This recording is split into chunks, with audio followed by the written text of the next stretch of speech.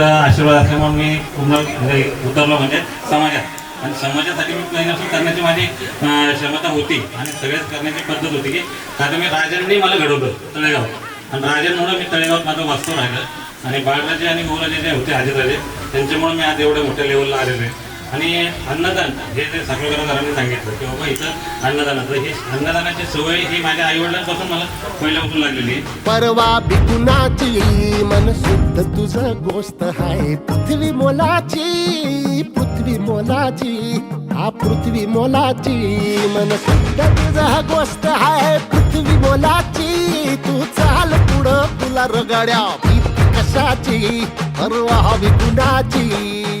संग्राम जगताप या व्यक्तीबद्दल माझ्या अंतःकरणात अपार प्रेम आहे. त्याचं कारण असं आहे की संग्रामला फार बालवयापासून मी बघत आलेलो आहे, आणि संग्रामची सगळी वाटचाल मला माहिती आहे. ते अन्न हे पूर्ण ब्रह्म, अशी सेवा करण्याची संधी आपल्याला मिळाली, हा परमेश्वरी कृपेचा भाग आहे. हे निश्चित आहे ही सेवा तुमची अशीच वृद्धिंगत होत जाओ आणि तळेगावातल्या घराघरात तुमचं अन्न पोहोचो, अशा तऱ्हेची इच्छा मला या निमित्ताने व्यक्त करावीशी वाटते. हत्याराचं फुलावाने घाव बिघाई, घाव बिघाई,